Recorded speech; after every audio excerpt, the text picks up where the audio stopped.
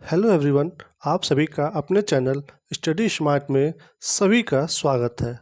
आज हम यहाँ पे एक नए टॉपिक को लेकर के चर्चा करने आए हैं। वो नया टॉपिक आपने न्यूज़ में पढ़ा होगा कि सुप्रीम कोर्ट ने अलाउ कर दिया है एससी कोटा में सब क्लासिफिकेशन का। ठीक है, इससे नए नए तरह के बात मीडिया में और समाज में लोगों के बीच में आ रहे हैं कि क्या जो एससी एसटी को कोटा मिलता था, क्या वो समाप्त हो गया है, ख़त्म हो गया है या फिर कम हो गया है।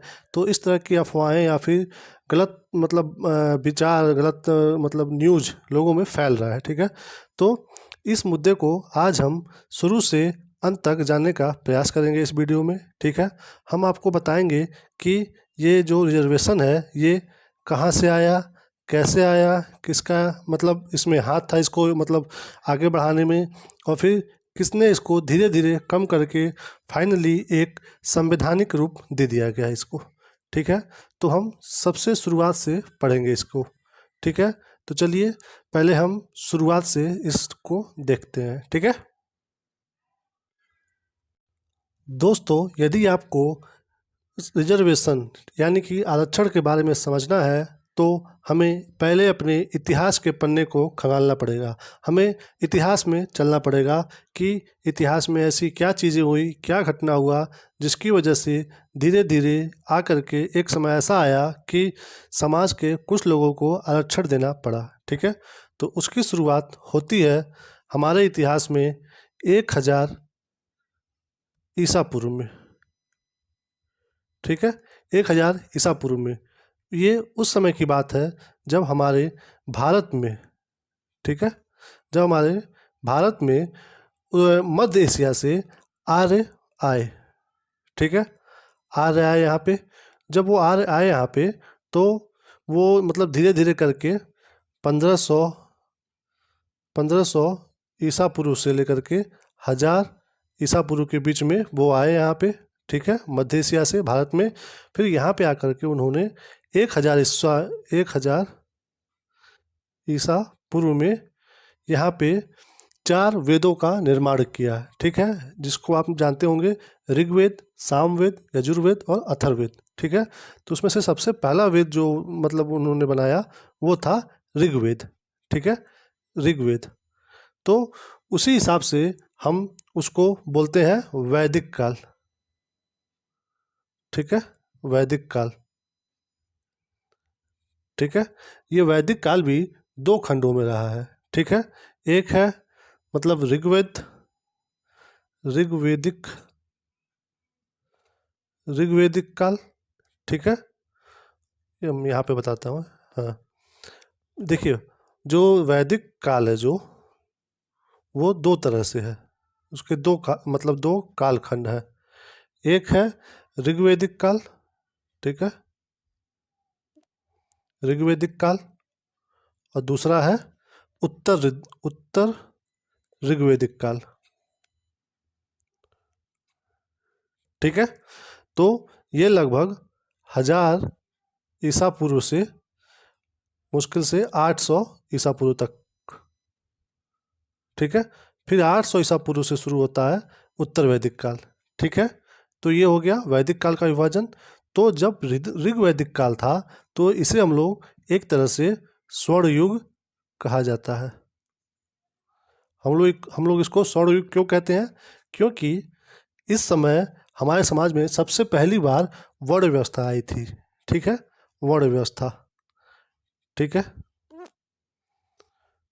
वर्ण व्यवस्था सबसे पहली बार आई थी। इसी समय ऐसा माना गया था कि ये देखिए यहाँ पे, ठीक है, ऋग्वैदिक काल में ऐसा माना गया था कि ब्रह्मा के शरीर से मानव के अलग अलग वर्णों का जन्म हुआ है। ठीक है, ऐसा माना गया कि जो 4 वर्ण है, ठीक है, ब्राह्मण, क्षत्रिय, वैश्य और शूद्र, ठीक है, इनका जन्म ब्रह्मा के शरीर से हुआ है। ब्रह्मा के सर से हुआ है ब्राह्मण का। ठीक है, उसके बाद भुजा से हुआ है क्षत्रिय का, और जंघा से हुआ है वैश्य का, और पाँव से यानी कि पैर से हुआ है शूद्रों का। ठीक है, तो ऐसे विभाजन किया गया सबसे पहली बार किसमें? ऋग्वैदिक काल में। ठीक है, तो ये जो विभाजन हुआ था, ठीक है, ये विभाजन जो हुआ था, सबसे मेन चीज़ उस समय की ये थी कि ये था वर्ण जो है ये कर्म के आधार पे था, ये कर्म, ठीक है, कि जो जैसा कर्म करेगा उसको वैसा वर्ण व्यवस्था मिल जाएगा, ठीक है। जैसे मान लीजिए ये यहाँ पे है, ठीक है, कि अगर कोई मतलब किसी भी जात में पैदा हो, अगर उसको मतलब शिक्षा आता है तो उसे ब्राह्मण कहा जाएगा। अगर वो ब्राह्मण ही घर में पैदा हुआ है बट लड़ने मतलब उसको आता है तो वो क्षत्रिय मतलब क्षत्रिय कहलाएगा, ठीक है। और यदि ब्राह्मण ही है, ठीक है, न लड़ने आता है न व्यापार करने आता है तो वो शूद्रों वाला काम करेगा। तो इस लिहाज से जो हमारा ऋग्वैदिक काल है, ठीक है, वो स्वर्ण युग काल माना जाता है, ठीक है। बट प्रॉब्लम तब आती है जब आता है उत्तर ऋग्वैदिक काल, ठीक है, उत्तर ऋग्वैदिक काल यानी कि 800 ईसा पूर्व के बाद जो काल आता है वो जो है सारी चीज़ें मतलब उल्टा कर देता है एक तरह से, ठीक है। उल्टा क्या होता है? वो होता है सबसे पहले ये माना जाता है कि ये जो वर्ण व्यवस्था है, ठीक है, ये कर्म के आधार पे नहीं होगा, ठीक है, ये होगा जन्म के आधार पे, ठीक है, जन्म के आधार पे। इसका मतलब क्या हुआ? इसका मतलब ये हुआ कि यदि ब्राह्मण के घर में कोई बच्चा पैदा हो रहा है, भले ही उसको पढ़ने लिखने आए चाहे ना आए, वो ब्राह्मण ही कहलाएगा। क्षत्रिय क्षत्रिय के घर में मतलब बच्चा पैदा हुआ है, भले ही वो पढ़ने में बहुत तेज हो बट वो क्षत्रिय ही कहलाएगा, ठीक है। और ऐसे ही शूद्र घर में बच्चा पैदा हुआ है, वो लड़ने में अच्छा हो, पढ़ने में अच्छा हो, कुछ भी हो बट वो शूद्र ही कहलाएगा, ठीक है। तो ये जो है सबसे बुरा विभाजन जो बोलते हैं, ये हुआ हमारे समाज का उत्तर ऋग्वैदिक काल में, ठीक है। इसीलिए इसको पतन का काल भी कहा जाता है, ठीक है। यहाँ से जो शुरू हुआ वो आगे चल कर के हमारे समाज में मतलब 4 कम्युनिटी में चेंज हो गया, ठीक है, जो कि एक जनरल बन गए, ओबीसी, एससी और एसटी, ठीक है। आगे चल के ये इसी 4 कम्युनिटी में विभाजन हो गया इनका, ठीक है, इन चारों लोगों का, ठीक है। फिर ये चीज़ें चलती रही 1000 साल। सोचिए मतलब ये सोचिए मतलब 1000 ईसा पूर्व से एक ईस्वी आया, ठीक है, फिर एक ईस्वी से मतलब 1000 ईस्वी आया, ठीक है, फिर 1100 ईस्वी से फिर 2000 आया और अब 21 मतलब 21वीं सदी चल रही है, ठीक है।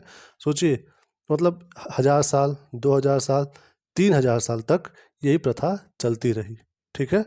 अब आई जो है 21वीं सदी, उसमें जा कर के सन 1800 रुकिए, ये मतलब ये जो उत्तर वैदिक सभ्यता है जो उसके बारे में बताया मैं, ठीक है। देखिए उत्तर वैदिक काल में सबसे मेन चीज़ क्या है? मेन चीज़ ये है कि ब्राह्मण क्षत्रिय वैश्य तो थे ही, शूद्र भी जो थे उनकी स्थिति जो मैं बताया कि मतलब जन्म के आधार पे हो गया। और सबसे बुरी बात एक हो गई कि शूद्रों को मतलब अनटचेबल मतलब कि वो छूने योग्य भी नहीं है, ये चीज़ कहा गया उत्तर ऋग्वैदिक काल में, ठीक है। इसीलिए इसको मैंने बताया ना कि पतन का काल कहा गया, ठीक है। एक तो जन्म के आधार पे वो हो गया विभाजन कि जन्म भले ही किसी में हो वो रहेगा ब्राह्मण, वो रहेगा क्षत्रिय, और शूद्र में भी अनटचेबल शुरू हो गए, ठीक है। तो इसलिए पतन का काल माना गया ये, ठीक है। उसमें मतलब क्या होता था कि मतलब उनको ये होता था कि अगर वो शूद्र कहीं से गुजर रहा है तो उसकी परछाई भी ना किसी पे पड़े। उनको गांव से बाहर रहने की इजाज़त थी कि वो गांव में नहीं आ सकते, ठीक है। जब भी वो चलते थे तो उनके शरीर में झाड़ू बांधा हुआ था, ठीक है, कि वहाँ से जो जिधर से जा रहा है वो अपना रास्ता खुद साफ करता हुआ जाए ताकि कोई ऊंचे जाति का वो अपवित्र न हो जाए उससे। ऐसी ऐसी सोची मान्यता थी, ठीक है। मंदिर में शूद्र का प्रवेश नहीं था, ठीक है। तो ये सारी चीज़ें जो मैं बताया हूँ ना कि 3000 साल चलती रही ऐसी ही चीज़ें, ठीक है। तो जब मतलब सोचिए उस बीच में मतलब बहुत सारे युद्ध लड़े गए, ठीक है। फिर मतलब अलग अलग लोगों का आक्रमण हुआ अपने देश में, ठीक है। फिर अंग्रेज आए अपने देश में, मतलब मुगल आए फिर अंग्रेज आए, फिर भी कुछ चेंज नहीं हुआ। बट अंग्रेज़ों के समय में ही सन 1827 में अपने भारत में एक महान व्यक्ति का जन्म हुआ, ठीक है, जो कि कहाँ पे हुआ था? महाराष्ट्र में, ठीक है, शूद्र परिवार में हुआ था, ठीक है। तो समझ पा रहे हैं कि किन की बात हो रही है? ये बात हो रही है इनकी, महात्मा। इनका ऐसा काम है कि इनको महात्मा का उपाधि दिया गया, ठीक है, जबकि इनका रियल नाम क्या है? इनका नाम है ज्योतिबा फूले, ठीक है। 11 अप्रैल 1827 में इनका जन्म हुआ, ठीक है, महाराष्ट्र में शूद्र परिवार में, ठीक है। तो जब ये इनका जन्म हुआ वहाँ पे उनका लालन पालन हुआ, बड़े हुए। जब ये बड़े हुए तो एक बार ये अपने दोस्त की शादी में गए थे ये, ठीक है, ज्योतिबा फूले। तो वहाँ पे उनके कुछ दोस्तों के बीच में छोटी जाति का होने की वजह से इनको अपमान झेलना पड़ा। हो सकता है भाई किसी ने कहा होगा कि आप दूर रहो, हमारे साथ बैठ के ना खाओ, मतलब किसी तरह से इनका अपमान हुआ वहाँ पे। फिर उसी दिन से इन्होंने डिसाइड कर लिया कि अब मैं अपना पूरा जीवन मतलब अपने छोटी जाति शूद्र जाति के उत्थान में लगा दूंगा, ठीक है। उसके बाद इन्होंने शुरू किया उसके लिए कुछ काम करना। तो सबसे पहले इन्होंने क्या किया? इन्होंने एक पुस्तक पढ़ी, ठीक है। पुस्तक कौन सी पढ़ी? द राइट्स ऑफ मैन, ठीक है, जो कि थॉमस पेन की पुस्तक की, ठीक है। यहाँ से उनको बहुत ज़्यादा सीखने को और बहुत ज़्यादा एक प्रेरणा मिली उनको, ठीक है। उसके बाद उसी से प्रेरित होकर के उन्होंने सबसे पहला काम क्या किया? ये देखिए, India's first girl school was established in Pune. Pune में उन्होंने सन 1848 में, ठीक है, महिलाओं के लिए, लड़कियों के लिए स्कूल खोला, ठीक है। तो उसमें जब वो स्कूल खोले तो उसमें मतलब ऐसा तो है नहीं कि स्कूल खोलते ही जैसे जिस समाज में महिलाओं को मतलब बराबर का दर्जा नहीं दिया जा रहा है। देखिए उस समय क्या है ना, मैं एक चीज़ और बता दूं आपको कि इस समय तक महिलाओं की स्थिति भी लगभग शूद्र के बराबर ही थी, ठीक है। उनको भी एकदम एक तरह से दास बना के ही लोगों के मतलब मैन के द्वारा रखा जाता था, ठीक है। तो उन्होंने सबसे पहले शुरू किया महिलाओं के उत्थान से, ठीक है। तो इसीलिए उन्होंने इंडिया के फर्स्ट गर्ल स्कूल को इस्टेब्लिश किया पुणे में 1848 में, ठीक है। उसके बाद जब ये हो गया तो ये मतलब ये था मतलब कि इसमें शूद्रों की महिलाओं के लिए था ये, ठीक है। उसके बाद फिर 1851 में उन्होंने एक और स्कूल खोला, ठीक है, जिसमें उन्होंने सभी जाति, ठीक है, सभी धर्म के लड़कियों के लिए वो स्कूल खोला, ठीक है।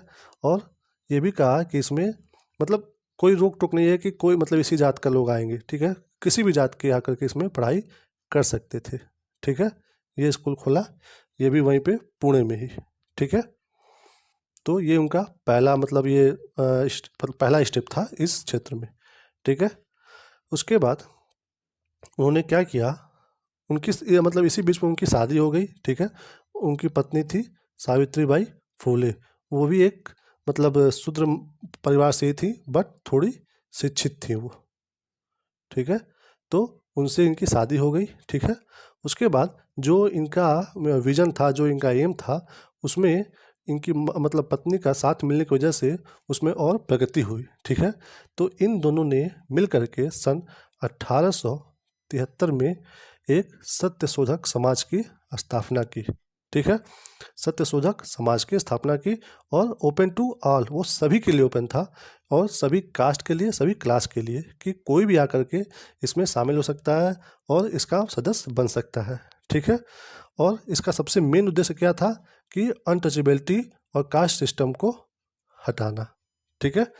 और सबसे मेन प्रहार था वर्ण व्यवस्था पे प्रहार, ठीक है, कि वर्ण व्यवस्था हटाना है, ठीक है।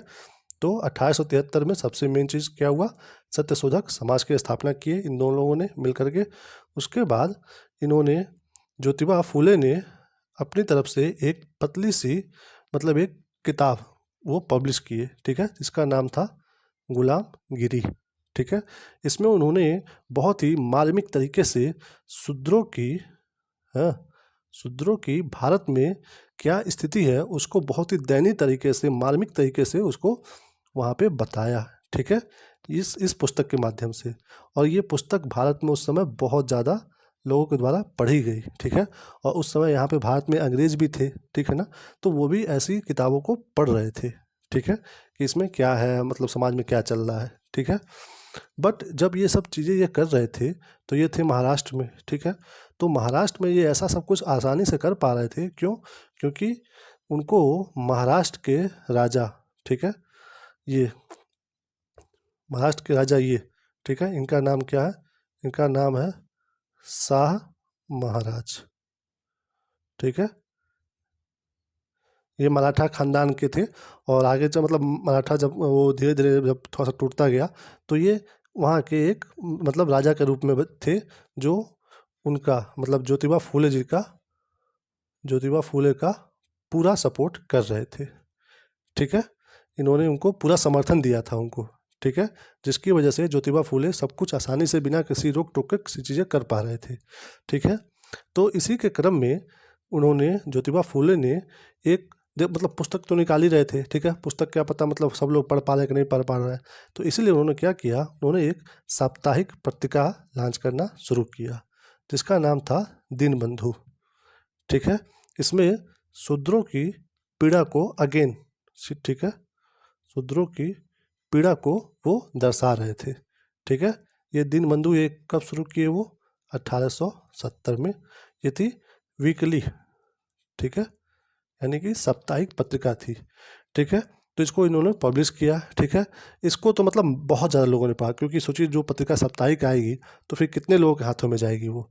ठीक है, तो इस पत्रिका से इतने लोग प्रभावित हुए और इतने छोटे मोटे मतलब इसके लिए संगठन बन गए कि उन सब संगठन ने मिल करके इनको सन 1888 में, सन 1888 में, ठीक है, मुंबई में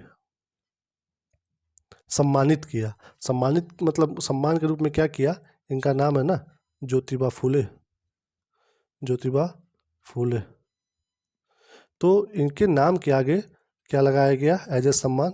महात्मा। ठीक है, यानी कि सोचिए महात्मा गांधी से भी पहले ये हमारे भारत में महात्मा नाम से मतलब सम्मानित किए गए थे। ठीक है, बट सम्मानित हुए उसके बाद ये अंततः, ठीक है, धीरे धीरे इनका उम्र भी बढ़ता जा रहा था।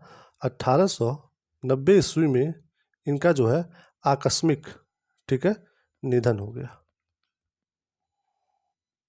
ठीक है, ज्योतिबा फूले का। ठीक है, बट इन्होंने जो चिंगारी, जो नई सोच शूद्रों के बीच में फैलाई थी, वो आग मतलब छोटे छोटे जगहों पे ही वो धधक रही थी। ठीक है, जिसका आप एग्जाम्पल आगे चल के देखेंगे कि इन्हीं विचारों से प्रेरित हुए का मतलब इन्हीं विचारों से प्रेरित होकर के डॉक्टर अंबेडकर जी, ठीक है, आगे आए थे।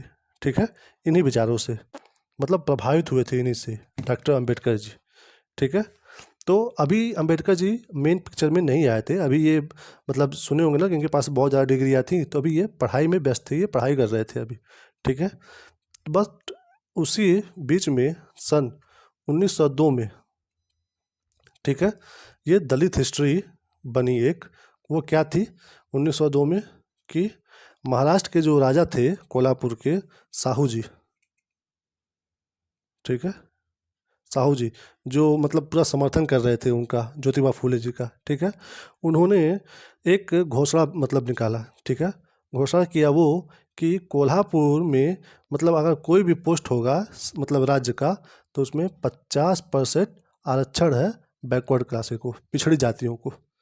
ठीक है, मतलब समझ रहे हैं आप कि ये जो साहू महाराज जी का ये जो आदेश था, ठीक है, साहू जी का, ये हमारे देश में यानी कि भारत में पहली बार एक सरकारी आदेश था ये। ठीक है, भारत में पहली बार सरकारी आदेश था किस चीज़ को लेकर के? आरक्षण को लेकर के।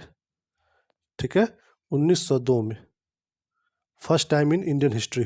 ठीक है, 1902 में पहली बार साहू जी महाराज के द्वारा सरकारी आदेश दिया गया कि मतलब राज्य के सेवा में 50% पिछड़े वर्गों को आरक्षण दिया जाएगा।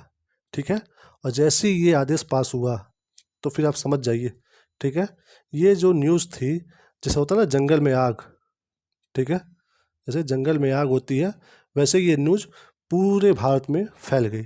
ठीक है, मतलब कई राज्यों में फैल गई, बट फिर भी क्या है कि इसका इम्पैक्ट उतना नहीं हो पाया जितना होना चाहिए था। सभी राज्यों में तो नहीं, लेकिन कुछ कुछ राज्यों में इसकी चिंगारी पहुंची। ठीक है, उसके बाद एज ए रिजल्ट क्या हुआ, 1902 में तो ये मतलब पास किए थे। सोचिए इतना टाइम बाद 1921 में जा कर के एक अजीब तरह सा, मतलब एक अजीब तरह से मद्रास प्रेसिडेंसी, अजीब तरह से ये मतलब 1902 के बाद सीधे 1921 में मद्रास प्रेसिडेंसी ने एक आज्ञा पत्र जारी किया। ठीक है, उसमें क्या था, उसमें ये था कि इसने मतलब सारे जातियों को आरक्षण दे दिया। ठीक है, मतलब वो कैसे दिए थे, इन्होंने क्या किया, गैर ब्राह्मण, ठीक है, जिसको इन्होंने 50% दिया था, इसको इन्होंने क्या किया, 44% दे दिया। ठीक है, इन्होंने ब्राह्मणों को भी दे दिया। ठीक है, ब्राह्मण को भी दे दिया, कितना, 16% दे दिया। ठीक है, रुकिए मतलब स्लाइड छोटा पड़ रहा है, यहाँ पे लिख देते हैं। देखिए ब्राह्मण को 16%, फिर उसके बाद मुसलमानों को भी दे दिया। मुसलमान को कितना दे दिया, इनको भी 16%। फिर उसके बाद ईसाई जो थे, ठीक है, एंग्लो इंडियन जो थे, उनको भी दे दिया 16%। ठीक है, और फिर लास्ट में जो अनुसूचित अनुसूचित जनजातियाँ थीं, ठीक है, अनुसूचित जनजातियाँ, उनको भी दे दिया 8%। ठीक है, तो सबसे पहली बार ये, ठीक है, महाराष्ट्र में, ठीक है, साहू जी महाराज जी के द्वारा। उसके बाद 1921 में मद्रास प्रेसिडेंसी ने भी मतलब ये ऐसा वो आज्ञा पत्र जारी किया जिसमें 44% नॉन ब्राह्मण को, ब्राह्मणों को 16, मुसलमान को 16, ईसाई और नॉन वो एंग्लो इंडियन को भी 16, अनुसूचित जनजाति को भी 8%। ठीक है, बट ये होने के बाद 1931 में, ठीक है, आरक्षण को लेकर के सबसे पहले पिक्चर में आए कौन, भीमराव अंबेडकर जी। ठीक है, जब मद्रास प्रेसिडेंसी का वो हो गया, उसके बाद लगभग 10 साल के बाद, ठीक है, डॉक्टर भीमराव अंबेडकर जी पिक्चर में आए आरक्षण को लेकर के। ठीक है, मैंने जो बताया ना, जो चिंगारी जो भड़काई थी ज्योतिबा फूले ने, फिर वो आकर के 1931 में भीमराव अंबेडकर जी के द्वारा शुरू हुई। ठीक है, तो यहाँ पे इन्होंने सबसे पहले क्या किया, वो ये हुआ तब जब, और मतलब इस चीज़ को और आग तब मिल गई जब 1932 में, ठीक है, हमारे देश में इस समय तो शासन था मतलब अंग्रेजों का। ठीक है, ब्रिटिश संसद हमारे वहाँ मतलब सब वो सारा संचालन ब्रिटिश संसद से हो रहा था। ठीक है, तो ब्रिटिश के प्रधानमंत्री जो थे मैकडोनाल्ड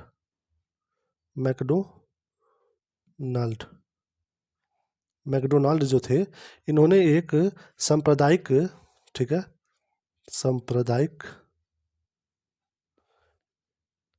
पंचायत की घोषणा की। ठीक है, जिसको हम लोग इंग्लिश में बोलते हैं कम्युनल अवार्ड। ठीक है, इसमें उन्होंने क्या किया कि मतलब उसमें मैकडोनाल्ड ने मतलब कहा कि जो भी अनुसूचित जातियां हैं उनको मुसलमानों की मतलब तरह हिंदुओं से अलग कर दिया जाए। ठीक है, ये बहुत बड़ा डिसीजन था इनका।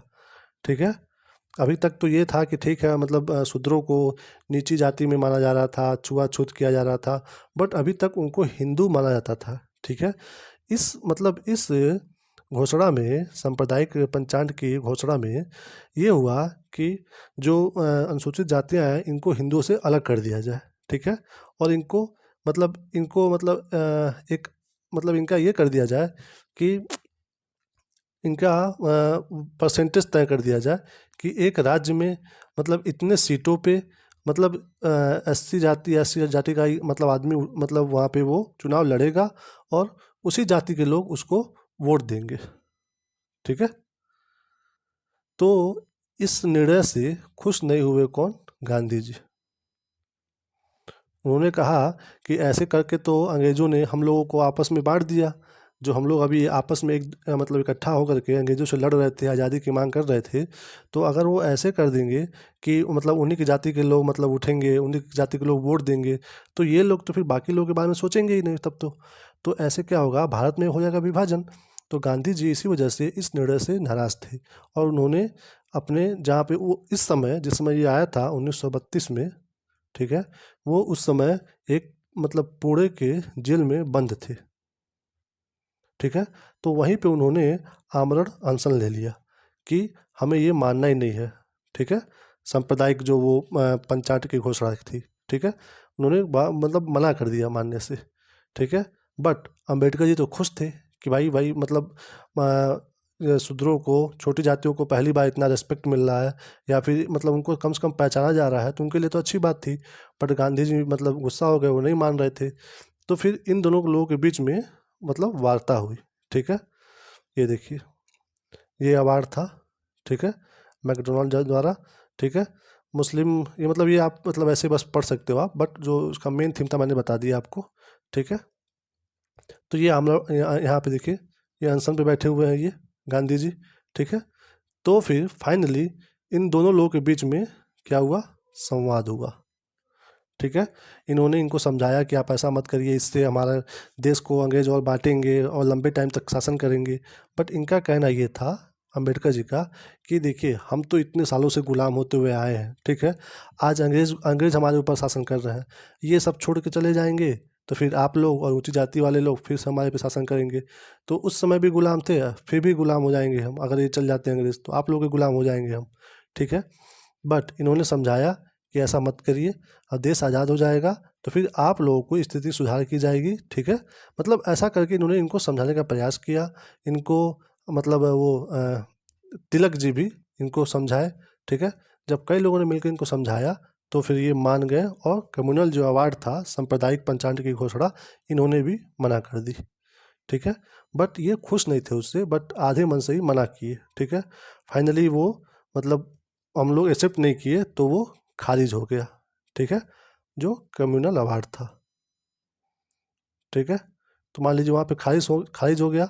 उसके बाद तब ये मतलब आधे मन से ही तो ये उसको माने माने थे, तो इन्होंने क्या किया, अखिल भारतीय दलित, ठीक है, अखिल भारतीय दलित वर्ग महासंघ की स्थापना की, ठीक है, सन 1942 में, ठीक है। ये अंबेडकर जी के द्वारा अखिल भारतीय दलित वर्ग महासंघ की स्थापना की गई, ठीक है।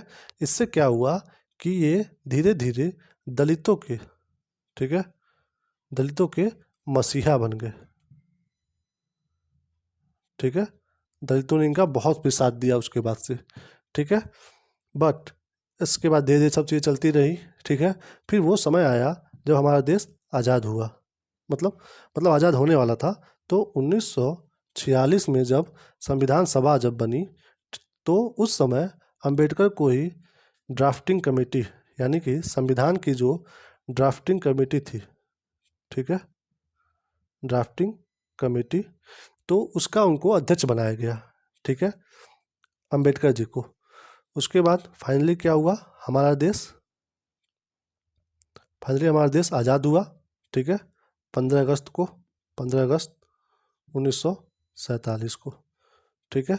और जैसे ही अपना देश आज़ाद हुआ, ठीक है, फिर जब मतलब ये देश अपना आज़ाद हुआ, ठीक है, फिर संविधान बना, ठीक है। तो संविधान में क्या किए अंबेडकर जी ने, ये 2 आर्टिकल, ये देखिए, आर्टिकल 340, 340 में उन्होंने ये प्रावधान कर दिया कि मतलब कोई भी सरकार चाहेगी तो मतलब कोई भी सरकार अगर चाहेगी तो वो पिछड़े वर्ग की पहचान के लिए एक आयोग का गठन कर सकेगी, ठीक है। ये आर्टिकल 340 में प्रावधान दे दिए, ठीक है, अंबेडकर जी। उसके बाद आर्टिकल 17 में उन्होंने छुआछूत को समाप्त करने का आर्टिकल दे दिया, ठीक है, एज ए मौलिक अधिकार, ठीक है, मौलिक अधिकार कि अब छुआछूत नहीं होगा, ठीक है। तो ये हो गया, ठीक है। उसके बाद यहाँ पे रुकिए, उसके बाद 21 सितंबर 1947 को मतलब एक आदेश पास हुआ जिसमें खुली भर्ती, ठीक है, खुली भर्ती जैसे अभी होती है ना भर्ती, कोई फार्म आया कोई भी भर सकता है फार्म, ठीक है। खुली भर्ती में 22.5% का रिजर्वेशन दिया गया, ठीक है। पहली बार आज़ाद भारत में 22.5% का रिजर्वेशन दिया गया, ठीक है। वो भी किसको? SC और ST को, ठीक है, 22.5% का, ठीक है। और ये जो ये आरक्षण का जो ये प्रावधान था ये 10 सालों के लिए था, ठीक है, 10 ईयर, ठीक। उसके बाद मतलब अंबेडकर जी तो थे ही उस समय, तो उन्होंने ये कहा था कि जब संविधान लागू हो जाएगा तो उसके 1 साल, ठीक है, 1 साल के अंदर पिछड़े वर्गों की पहचान करने के लिए एक आयोग गठित किया जाए, ठीक है। बट वो चीज़ हुआ नहीं, ठीक है। और जब वो नहीं हुआ तो 10 अक्टूबर 1951 को केंद्रीय मंत्रिमंडल से अंबेडकर जी ने इस्तीफा दे दिया, ठीक है, ठीक है। जब उनका ये कहना था कि भाई जब संविधान जब लागू हो जाएगा तो 1 साल के अंदर आप पिछड़े वर्ग की मतलब पहचान के लिए आप एक आयोग बना देना, वो मतलब पूरे देश की पहचान करेगा, फिर मतलब बताएगा कितना है, फिर उसको उस हिसाब से आरक्षण दिया जाएगा। बट ऐसा आयोग गठित हुआ ही नहीं, ठीक है। तो उसी से वो उदास होकर के इस्तीफा दे दिए वो, ठीक है। तो ये हुआ, बट धीरे धीरे एक मतलब समय बीतता गया, फिर आया सन कौन सा? 1953, ठीक है। सोचिए अंबेडकर जी ने इस्तीफा दिया 1951 में, ठीक है। रुकिए, ये 1900 या 1951 में उन्होंने इस्तीफा दिया, ठीक है। उसके 2 साल बाद 1953 में पिछड़ा वर्ग आयोग बना, ठीक है। पिछड़ा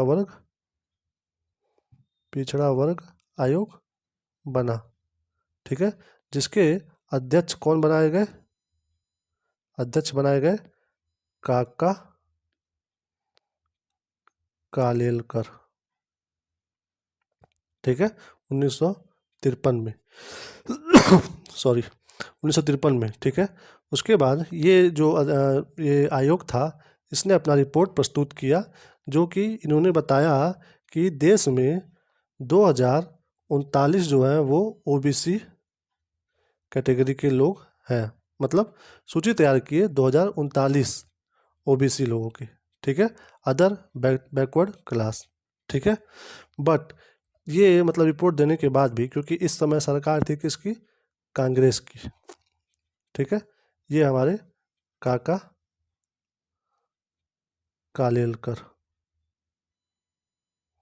ठीक है, इन्होंने रिपोर्ट दी अपना, बट उस समय सरकार था कांग्रेस का, ठीक है, जिन्होंने मना कर दिया, मतलब मना मतलब वो ध्यान ही नहीं दिए उस पर, ठीक है, कोई खास मतलब वो उस पर एक्शन नहीं लिया गया, ठीक है। उसके बाद आगे चल के सोचिए, ये 1953 की बात है ना, 1953 की बात है। फिर आगे चल के सन 1900 सन 1977, ठीक है, 1977 में देश में पहली बार गैर कांग्रेसी सरकार बनी, ठीक है, किनकी? मोरारजी देसाई की, ठीक है, मोरारजी देसाई इनकी, ठीक है। इन्होंने नया पिछड़ा वर्ग आयोग बनाया, ठीक है, इन्होंने नया पिछड़ा वर्ग आयोग बनाया, ठीक है, जिसका नाम था मंडल आयोग, ठीक है। बिंदेश्वरी प्रसाद मंडल जी इसके अध्यक्ष थे, इन्हीं के नाम पे इसका नाम पड़ा मंडल कमीशन, ठीक है। तो ये जो मंडल कमीशन है इसने अपनी रिपोर्ट पेश की, ठीक है, कब? 1980 में, ठीक है। इस रिपोर्ट में क्या कहा इन्होंने कि मतलब पूरे भारत में 3743 प्रकार की, ठीक है, 3743 प्रकार की OBC कम्युनिटी है, ठीक है। मंडल आयोग ने 1980 में ये रिपोर्ट दी, ठीक है। बट ये जो रिपोर्ट थी ये 1931 की जो जाति आधारित जो जनगणना हुई थी उसके आधार पे थी। ठीक है, क्योंकि 1931 के बाद से फिर जनगणना हुई नहीं थी जाति आधारित, तो ये पुराने जो जनगणना थी उसके आधार पे हुई थी। ठीक है,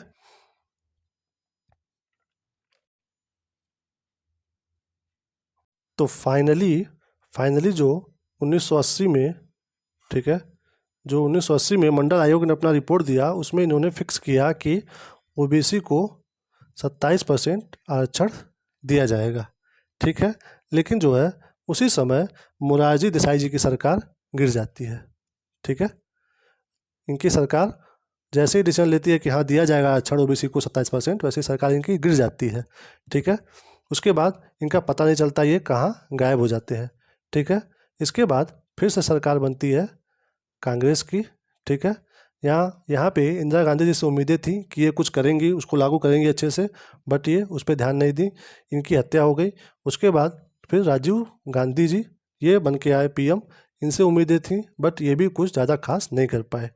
ठीक है, अंततः फाइनली 1989 1989 में बीपी सिंह की सरकार बनती है। ठीक है, बीपी सिंह जी की सरकार बनती है। ठीक है, और ये जो सरकार इनकी बनती है वो सिर्फ और सिर्फ चलती है 11 माह। ठीक है, लेकिन इसी 11 महीने में ये मतलब भारत का सबसे हिस्टोरिकल डिसीजन लेते हैं। ठीक है, ऐतिहासिक निर्णय वो क्या होता है कि ये जो मंडल आयोग का जो ये था, इनका मतलब रिपोर्ट था 27% ओबीसी को, इनको ये लागू कर देते हैं। ठीक है, बीपी सिंह की सरकार। ठीक है, उसके बाद ये भी लागू हो जाता है तो ये न्यूज़ में आता है कि 27% आरक्षण मिल गया है ओबीसी को।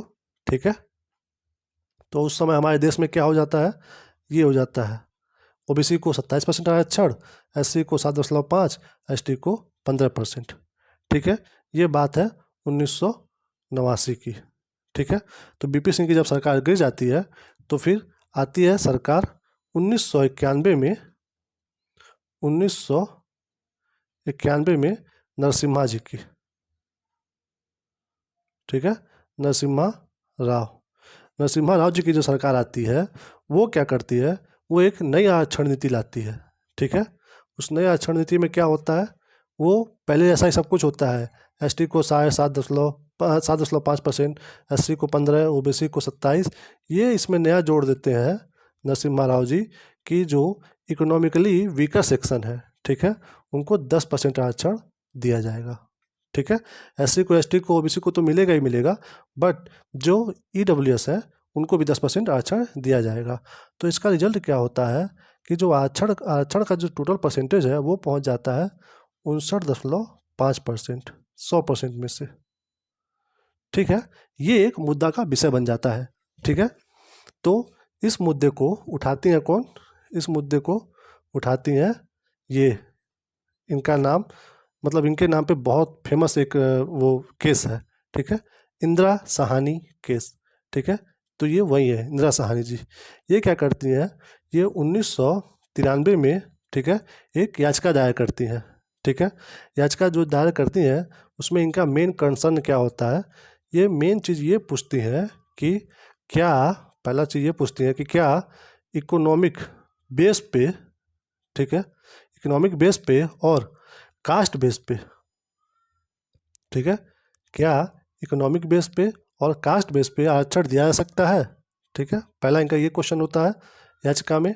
दूसरा ये क्या कहती हैं कि क्या 50% से भी अधिक आरक्षण दिया जा सकता है।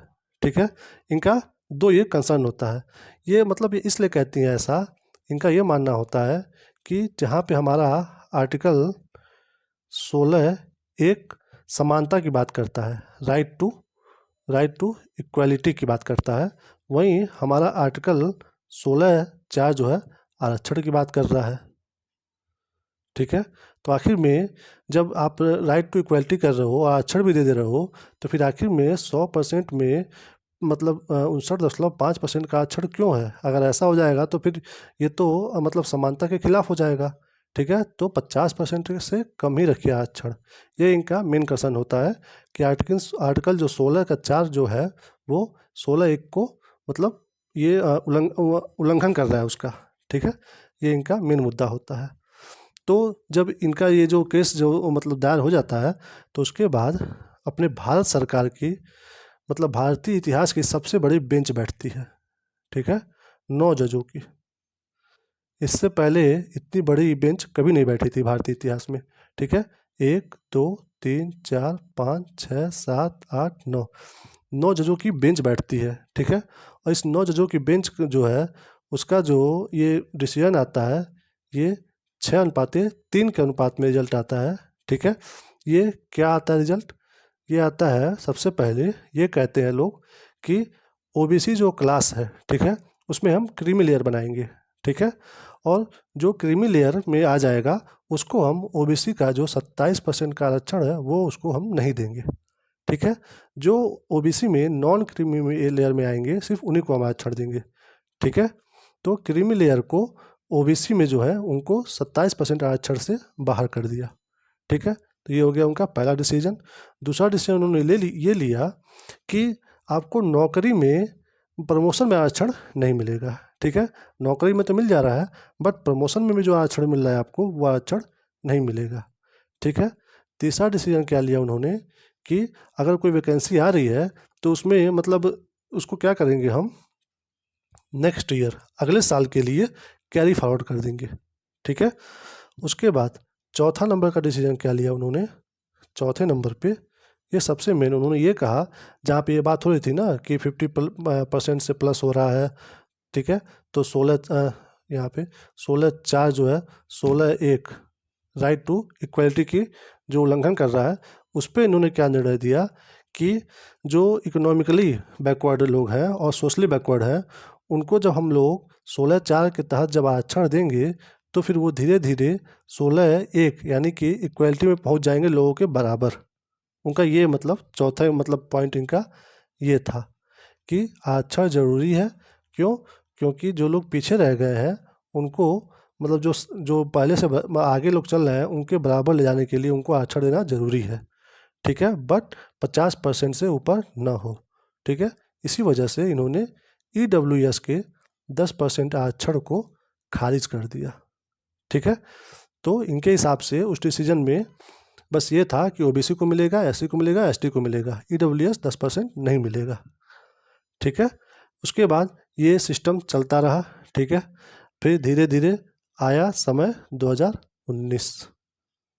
ठीक है, हमारी जो करंट जो गवर्नमेंट है मोदी की सरकार, इन्होंने डिसीजन लिया कि मतलब इन्होंने पहले संविधान में संशोधन किया 103 नंबर का संशोधन 2019 में, जिसमें इन्होंने 10% आरक्षण जो मतलब इंदिरा साहनी केस में जो मतलब खारिज किया गया था उसको इन्होंने ईडब्ल्यूएस को दे दिया 10% आरक्षण। तो फिर क्या हुआ? फिर वही हुआ ना कि 50% से ऊपर हो गया आरक्षण।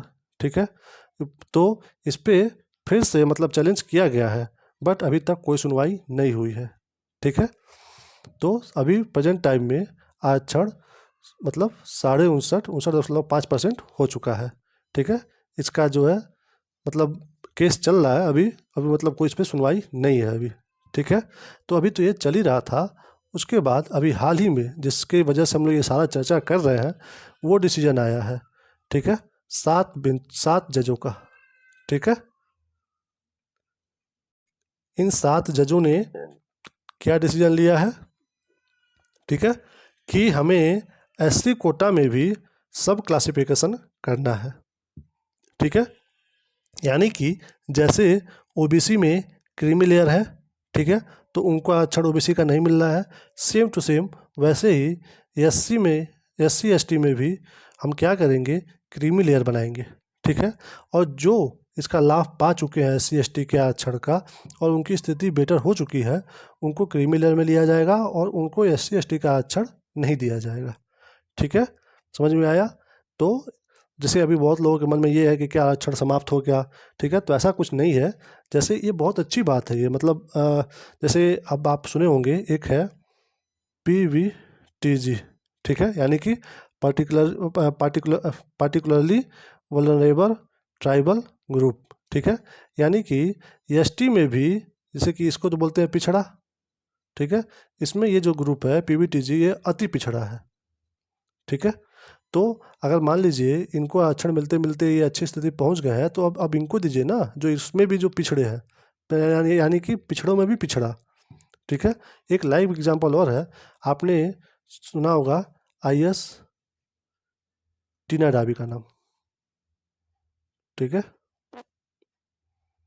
तो जब इनका सिलेक्शन हुआ था तो बहुत मुद्दा उठा था कि इनके पापा भी मतलब कहीं सर्विस में है और इनकी माता जी भी सर्विस में है, ठीक है। तो ये लोग तो मतलब एक अच्छी पोजीशन में है, बट SC ST होने की वजह से ये आरक्षण लिए हुए हैं, ठीक है। तो मतलब यही वजह है कि अब जो अभी ये डिसीजन लिया गया है, ठीक है, कि SC ST में भी क्रीमी लेयर होगा, तो उससे ये होगा कि ऐसे जो स्टूडेंट होंगे, ऐसे जो लोग होंगे, ठीक है, जो उच्च स्थिति में पहुंच चुके हैं और फिर भी SC ST के आरक्षण का लाभ ले रहे हैं, तो वैसे लोग नहीं ले पाएंगे, ठीक है। इसका सबसे अच्छा लाभ जो है वास्तव में SC ST लोगों को ही मिलेगा, और वो ये मिलेगा कि जो दूर दराज गाँवों में, ठीक है, अभी भी लोग SC ST समुदाय के हैं, पिछड़े हैं, उनको इस चीज़ की जानकारी नहीं है, तो वो अपने हक के बारे में जानेंगे और अपने भाई बंधुओं से ही कहेंगे कि अगर आप अच्छे पोजीशन पर पहुंच चुके हो तो आप आरक्षण मत लीजिए, हम आपके छोटे भाई हैं, हमें आरक्षण दे दीजिए, ठीक है।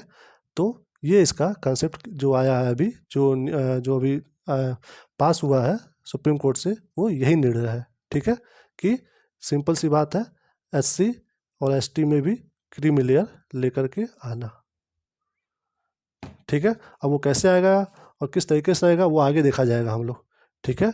इसलिए ध्यान रहे कि मतलब आरक्षण में कोई चेंज नहीं हुआ है, बस हम लोग इसको कोशिश कर रहे हैं कि जिसको मतलब रियली जिसको बहुत ज़्यादा नीड है उसी को मिले आरक्षण, ठीक है।